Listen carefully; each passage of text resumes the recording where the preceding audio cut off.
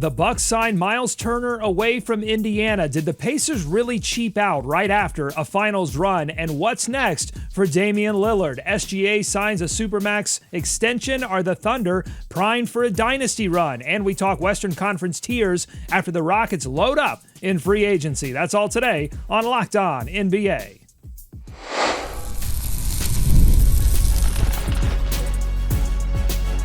You are Locked On NBA, your daily NBA podcast. Part of the Locked On Podcast Network, your team every day.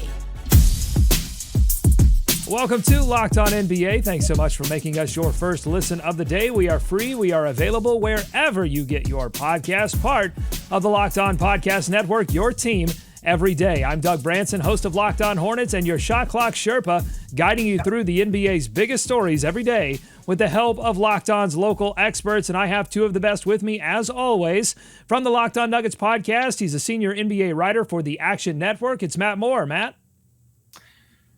Summer League coming up. Great game, the Commissioner Cup last night with the Fever and the Lynx. Lots of free agency stuff. It's been an exciting offseason. Still don't know what the Lakers are going to do. A lot of questions left. It's been a fun offseason so far.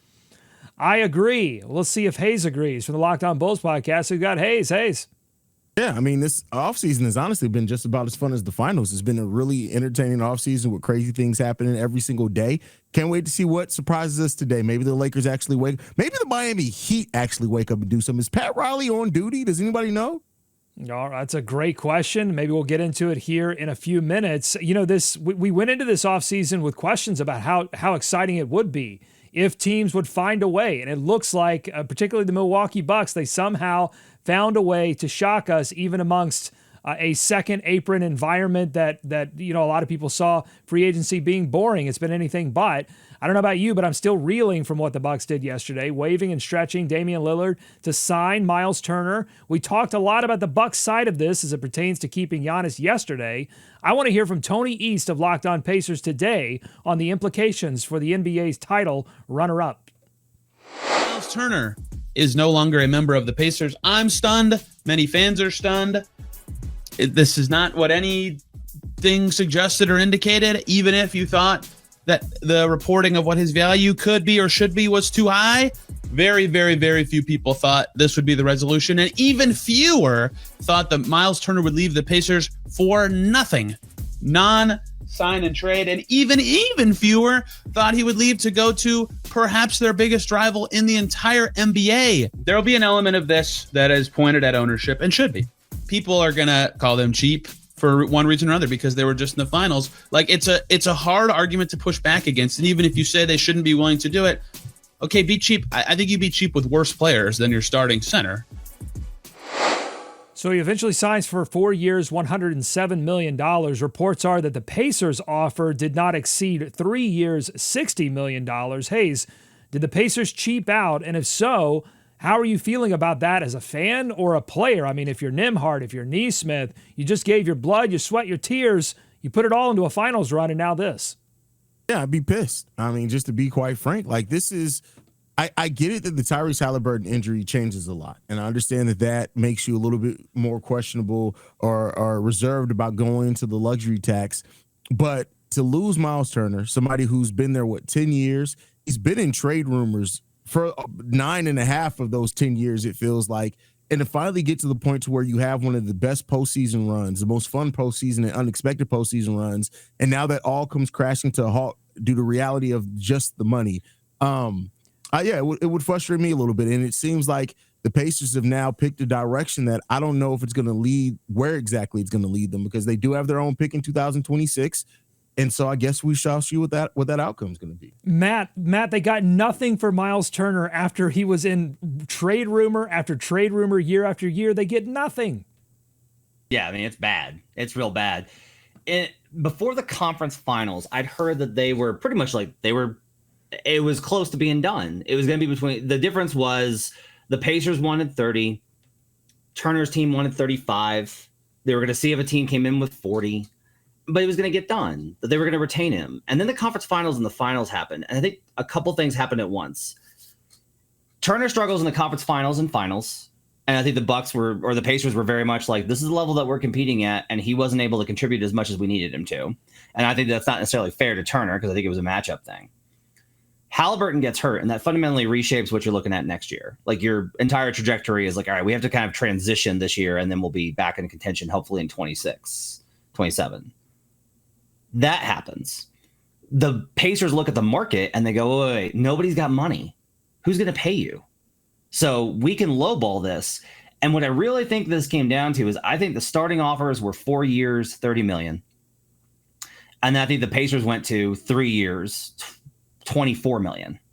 And once that happened, like, Turner's team is going to be like, you gotta be kidding me. Like, no way. We can't go backwards from an offer. Maybe they never offered. Maybe they never had a deal for $330. Maybe I heard wrong. But if that's the case, the Pacers were banking on there not being enough room in free agency with the way the cap is and all these restrictions for Turner to get a better offer. They thought they had the leverage. And then what happens? A black swan event occurs, and the Bucks waive Damian Lillard, and that frees them up to be able to make the signing. And that I think is really what happened. I think the Pacers will be okay. I think there are options. It'll take them a while to figure it out. I love Turner. I think Turner's a really good player, but I think they'll be okay long term. I think they miscalculated a hand. But when you talk about being frustrated that your team, whoever that team is, gave X player so much money, it's to avoid situations like this. That's why you do those things. Well, you mentioned the Black Swan event. I mean, the Pacers letting Myles Turner walk for nothing is somehow not the most questionable team-building aspect of this whole situation. Damian Lillard going to be collecting $23-something million of cap space from the Bucks for the next 5 years, and now he gets to choose where he'll sign next. League sources tell The Athletic that the Golden State Warriors, Boston Celtics, and Los Angeles Lakers are known to be among the many teams that would have interest in doing a deal sooner rather than later. Not listed in that report, the Miami Heat, long rumored to be a desired location for Lillard. Here's Locked On Heat debating whether or not Miami should show up early for Dame time. I think he would be able to add a huge element that might be missing in the locker room. I would be comfortable even signing him to a long-term deal for little money, just because you can supervise his rehabilitation. You can make sure he's around the facility. He can still have a voice in the locker room even as he continues to rehab from injury. And then eventually, it's not a full guarantee that he missed the entirety of the season. He might be able to come back at some point and still be able to provide some kind of a spark. Why wouldn't you want to add a player, especially at a position of need like point guard? Mm-hmm. I hear you. Lillard's old. Oh, that's it? That's the argument against Lillard. He's old. Damian Lillard wanted to be Miami when Miami was coming off of a 2023 finals run and had Jimmy Butler in his prime. That is not this team anymore. I don't know that this Damian Lillard coming off of an Achilles injury and a scary blood clot issue all in one season gets Miami into title contention again. All right, Haize, we'll start with you because you mentioned at the top of the show, hello, Miami, are you awake? Are you doing something? Should the something be getting in early on the Damian Lillard experience, letting him rehab in their organization? Does that make sense to you? No, it doesn't. And I know somebody's going to come up with some reason why it makes sense, but like paying somebody that is about zero chance that they're actually going to play in your jersey this season, it just doesn't make any sense. There's no need. What he can bring to the locker room, like hopefully Eric Spoelstra is bringing what they need to bring in that locker room. I'm not for it. Unless they can come up with some reason other than what he can bring in the locker room. He's not going to help you on the basketball court. He's not going to help you in practice. He's going to be away probably rehabbing with his own doctors anyway on this type of injury. No, I'd wait after the season, and then I'd make my decision on what Dame Lillard brings to this team. Matt, thoughts on the Miami situation, but I also want your thoughts on what the contract could look like for Damian Lillard. Do you expect it to be something shorter term? Do you expect it to be something weird where like the first year, a lot less money while he rehabs, and then it accelerates up? Any ideas there as well? Look, if I were doing this, I would want like a 2-1 with a partial guarantee in the event that he doesn't come back clean from the injury. Players never going to go for that. They're going to want the fully guaranteed money. I don't know what the value is for doing a 1-1 where it's like, well, you're just going to pay a guy to rehab. So that doesn't make any sense. So you want the second year in case he comes back and is Damian Lillard. I always wonder why we can't do a mutual, like a two-way option where it's like the team has an option and the player has an option. That seems like a very reasonable kind of account here. I think Dame wants to be in Miami. I don't think the reasons are necessarily about the basketball. I just think that Dame has his own reasons for wanting to be in Miami, and there's a good chance of that happening. At the same time, I wonder if the Heat are going to try and do what they've done before, which is like really press and try and get the most advantageous position. They don't want to build a team around Damian Lillard. They want to build a super team, adding somebody else with Damian Lillard also. And so if they were to do this, I think they're going to try and squeeze the money. And that's going to be the question, is like, what team comes along and is like, no, we're willing to invest in the multi-year option for you to be able to get here and rehab and have the money and potentially be closer to your family in Portland. So there's a lot of I think, moving parts here, but I think Miami's probably a stronger case. One of the things I've heard, Miami might be transitioning to finally going young. Like, look at what they've done. Haven't traded. Like, they're looking to trade Andrew Wiggins. It's basically Bam and Tyler, and then it's a bunch of kiddos, right? It's Haize, it's Khalil Ware, it's Jovic, it's Yakachonis. So like, they have a young core now. I don't know how that fits with Dame, but I actually just kind of wonder if they're going to do it because it sells tickets and Dame wants to be there. All right, a lot of interesting teams involved. I mentioned the Warriors, the Celtics, the Lakers. Let us know what you think. How is this situation going to settle out? And will it settle out this year or next on YouTube? YouTube.com/@LockedOnNBA. We always love to read your comments. Coming up on Locked On NBA, we're going to go out to the Western Conference. Spend a little time on the Eastern Conference in this first segment. Let's go out west and talk about what the Houston Rockets did. They got their work done early, and they really stacked up, loaded up the roster. Plus, Dallas makes a stopgap move at point guard with the signing of D'Angelo Russell. We'll talk about that as well coming up on Locked On NBA.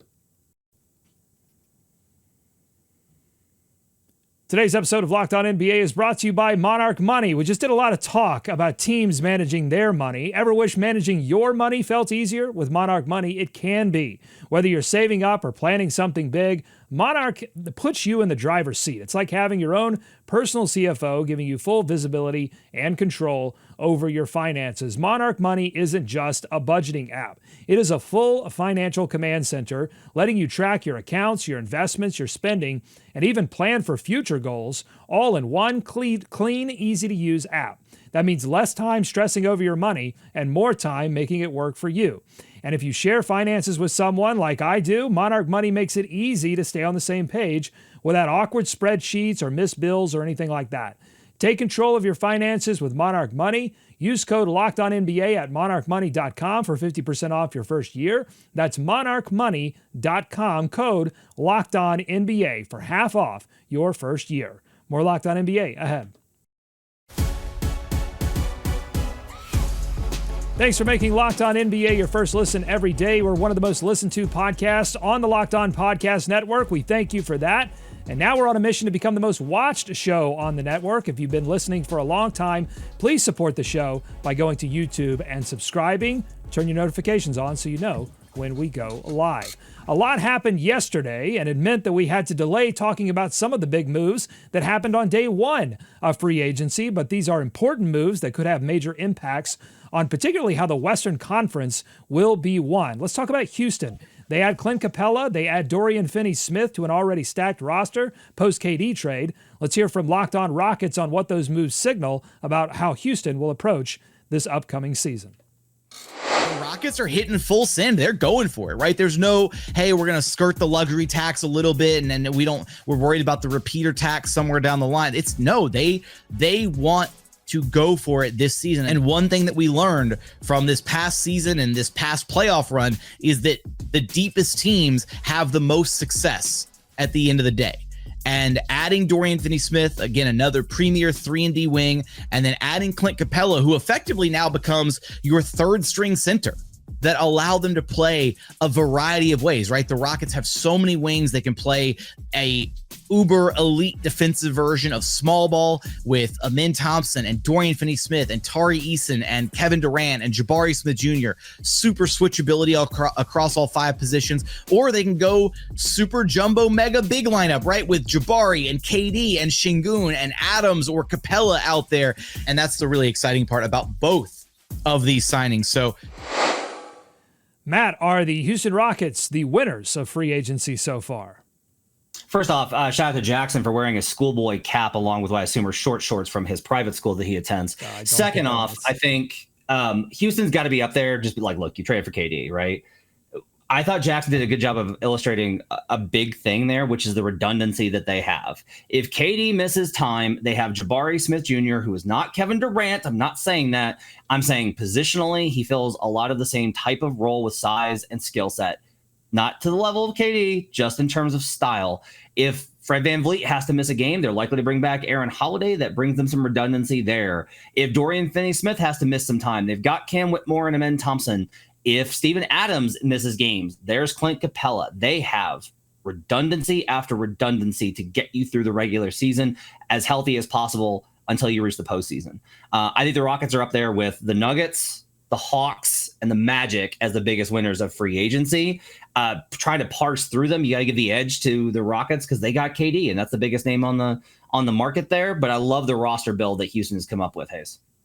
Yeah, I like they have built a roster with depth, and you can tell that they not only have competing on their mind and going for it now, but they also have a potential matchup with the Thunder in mind. They have enough bodies, enough defense, enough just balance overall in that roster. I think that they can compete really well as far from a depth perspective against the Thunder, and that's really how we saw the Pacers be able to push the Thunder to 7 games. So I love the way that the Rockets have approached this offseason. Once they got KD, even before they got KD, locking in some of their veterans, but once they got KD, it gave them a focus on how they wanted to fill out the rest of the roster, and they've attacked that adamantly. I love what the Rockets have done with their roster this year. And then when you also factor in, like, you still got players that are only scratching the surface of who they can be as NBA players as well. They already added that to a team that won 53 games last year. So I think the Rockets have not only put themselves in a spot to where they are going to be one of the better teams in the league, they can legitimately contend with the Thunder right now on paper. We got to see how it's going to go once the basketball games start. But right now on paper, they've put that themselves in that situation. I think them and the Atlanta Hawks are the two teams that have done the most to really add exactly what that team was missing this offseason. So you both mentioned the depth piece there, and I think you could easily say, like, teams have looked at the NBA Finals and the playoffs in general and the grind of the regular season and all of these injuries and said to themselves, we have to make sure that we build depth by adding duplicate pieces at all of these positions. But what about the player side of this too? Because Clint Capela signs up to be a third-string center. Do you think some of these players now are looking at joining contenders in a different way, even if they are a little bit deeper in the depth chart? Maybe they look at that, Matt, and say, hey, I'm still going to have an opportunity at some point to showcase my skills because of how tough it is to get through a regular season. Yeah, I mean, I think it's a great point that they're able to, like, I think that they are in a position to be able to showcase a lot of what they're capable of, though, within the confines of the system. I personally think it's going to be pretty well set up. D'Angelo Russell certainly made that estimation with Dallas, although a lot easier because Kyrie Irving is going to miss some time. Houston, not the only Texas team to make those moves. Dallas adds D'Angelo Russell to help stopgap their guard position. Here's Locked On Mavs with what they think the Mavs, or where they think the Mavs sit amongst the rest of the Western Conference elite. I don't even think Mavericks fans are so convinced the Mavs are a title contender right now. You get a guy like D'Angelo Russell, who has made a lot more money in his career. You get him at a discount like that, while also having some of these big names on your roster, then yeah, it's going to look great. I think they have a really good roster. I feel like OKC is like on a tier of their own right now.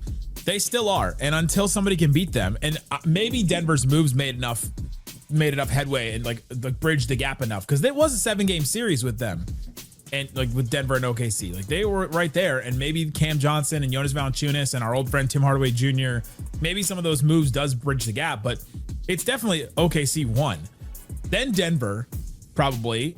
Houston's is up there too. They're probably in the next, like if you want to do tiers, they're probably in that next tier. Yeah. You love doing tiers. And then I do love doing tiers, yeah. Are the Mavs in that tier with them? Hey, so the Mavs in that tier with Houston, Denver, OKC, or do they still have some proving to do in your mind? They got a lot of proving to do. To put them in that tier is just no. They're not even close to that tier, at least for me. Like, I think they're going to be good. Make no mistake about it. I think they're going to win a lot of basketball games. They're going to try to avoid the play-in, but they're not in the same tier as the Thunder, as the Rockets. They're maybe not even the Nuggets now with how they've added depth. So, no, I don't see the Mavericks in that same tier, but they're a tier right below that, which is a really good place to be considering you just traded Luka Doncic away last year at the deadline. The safe answer here is to just be like, we'll see. Like, they've got a lot of talent, blah, blah, blah, blah, blah. And I think that's boring. So I'll tell you what. Nico Harrison on draft night said fortune favors the bold. Well, maybe it'll favor them again because I think this is a lottery team. D'Angelo Russell is your point guard. That's your plan here? D'Angelo Russell? You want to know who I feel bad for, Doug? I feel bad for Cooper Flagg. He's got Anthony Davis, captain of the I dominate versus little guys, and then flex on them, and then I'm going to miss 45 games a season. He's got Kyrie Irving out for most of the entire year. He's got Spencer Dinwiddie hanging around, and Spencer's pretty good, but he's not going to be able to actually be on the floor to be a floor manager. Cooper's going to have to actually play a lot of point guard for this team. That's not fair to him as a wing. That doesn't make any sense. They're probably going to wind up trading Gafford. Derek Lively's been relegated to the bench. No one knows what the deal is with him and his injuries. Tell me, what is this team going to be great at? What are they going to be elite at? Defense? You're going to be better. Are you going to be better than Houston, Orlando, and OKC? No. Are you going to be elite at offense? D'Angelo Russell's your point guard. No. This is a lottery team, in my opinion. Okay, so Haize, your response to that? I mean, would you go so far as to say that the Mavericks are a threat to be a lottery team? I don't have them being that bad as a lottery team. I think they're going to be contending around the play-in, or try to narrowly avoid that. But no, I don't have them down that low as being a play-in, a lottery team. Who's better, Memphis or Dallas? Oh, Memphis. Okay. Who's better, the Kings right now or Dallas? I'd pick Dallas over the Kings. It's close, right? It's close. Yeah, it's close. Domantas Sabonis. These are teams I don't think are making the playoffs. It's Utah, Phoenix, and then that's the tier you need to be talking about. Locked On Mavs. The West extremely competitive. Trailblazers better than them. So, I mean, they got a lot of dogs. They got a lot of lot of dogs in Portland. They got a lot of dogs in Portland. Just saying. All right, let us know what you think on YouTube, youtube.com/@LockedOnNBA. Coming up, the OKC Thunder, they go ahead, if they're in the number one tier, they go ahead and seal up their number one player. SGA signs a Supermax extension, but what does it mean for their roster building moving forward and their chances of creating a dynasty in Oklahoma City? That's coming up on Locked On NBA.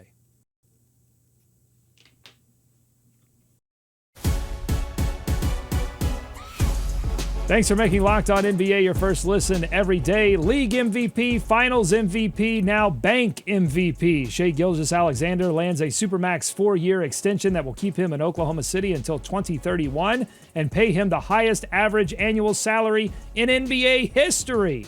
In their quest to build a dynasty in Oklahoma City, the Thunder aren't counting on discount stars. The plan is to keep winning the draft. Here's Rylan Stiles with more. The Thunder's way of navigating these CBA waters and navigating this salary cap sheet was never going to be based in Shai or J-Dub or Chet giving back money.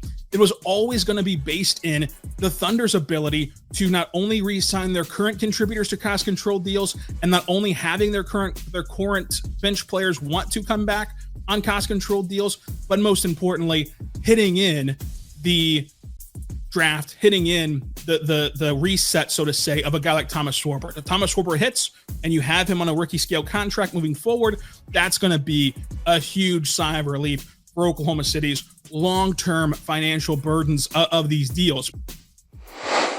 Matt, if any team is going to build a dynasty in this moment that we're in of NBA parity and CBA hellscape, do the Thunder have the best chance?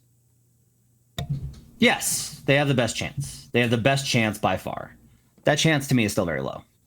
I just think too many things happen to teams, and this happened before this kind of modern era.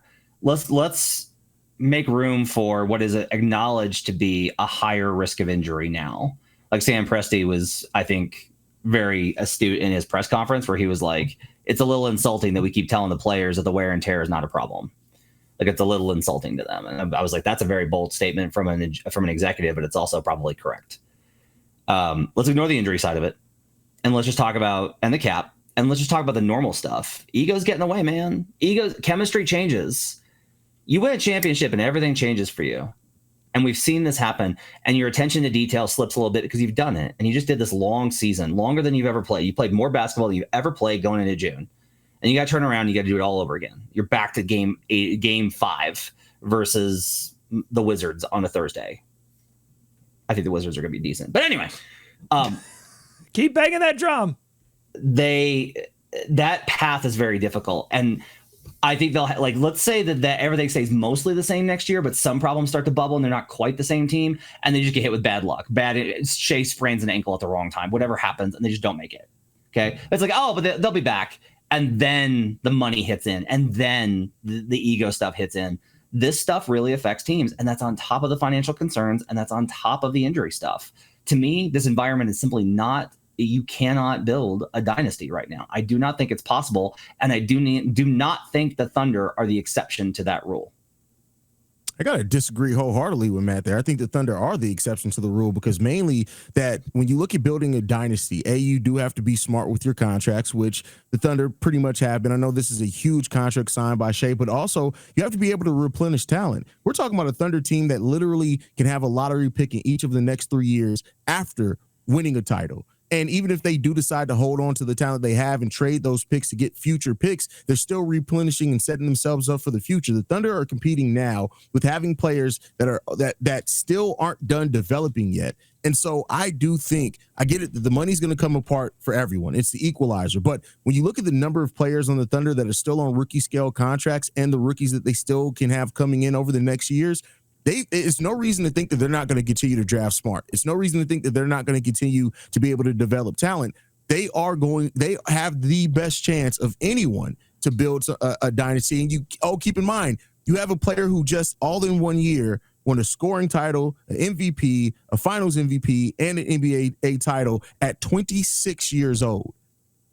I'm not saying they're gonna run off 3 titles in a row, but I would not be surprised at all if we're talking about 3 titles in 5 years. I would not be surprised if we're talking about 6 titles in 7 years or something like that, because the sky's the limit right now for the Thunder. And until they show they're slowing down or the league has caught up or somebody's figured them out, I don't see any reason why they can't build a dynasty.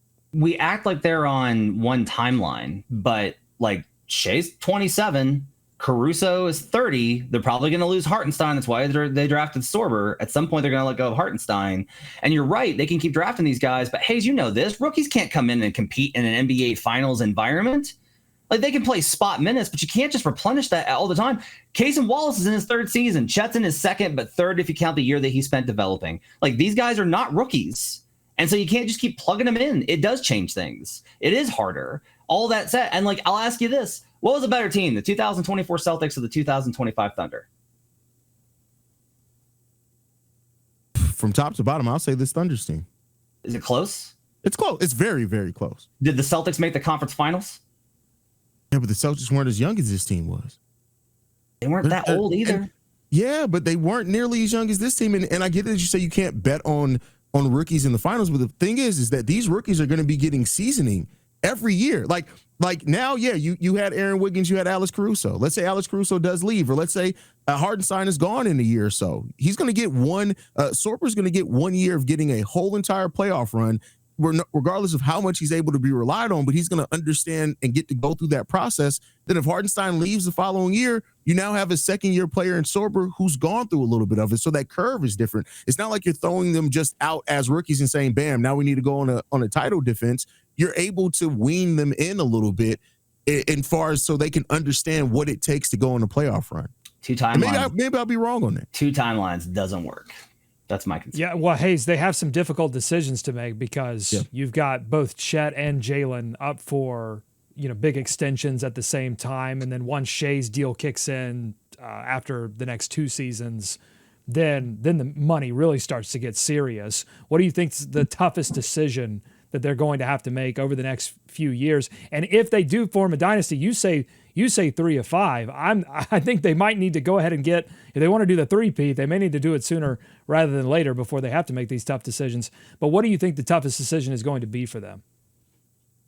I mean, it may be between Jalen Williams and Chet making a decision on that. You may not be able to keep both of them. Picking one of them. Yeah. Yeah, you may have to pick between one of those 2 guys. Do you see it that way, Matt? I think it's going to be when Jalen Williams realizes that he's good enough to be the guy on a team, and he can be. Everyone's kind of talked about how his mindset is different, and I appreciate that about him. I'm just saying, eventually, being the main guy with a shoe deal, with all the endorsements, being the guy is another level of stardom, and it opens up more financial opportunities for you to earn outside of your contract. And I think eventually Jalen Williams is going to want that. I would want that if I was him. All right, great decision, or great discussion, and it will be very interesting to see how it plays out, particularly in this upcoming season. Before we end the show today, I want to get a couple of rapid-fire deal takes from both of you. The Toronto Raptors, they locked in Jakob Poeltl with a 4-year, $104 million extension, keeping their starting center in Toronto through the 29-30 NBA season. Matt, what do you think about that deal? Find yourself somebody who loves you the way that Bobby Webster loves Jakob Poeltl. I don't get this at all. Jakob's fine. Like, he's a good player, but come on, man. Like, keep him around. But this is also, honestly, like at $25 million plus, it's a little bit prohibitive for trading him. What team is like, yeah, we need a center so bad we want to pay that? I guess the Pacers. But like you accumulate centers to trade them. And what happens is all these teams want to be like, well, we can't trade them. They're too valuable.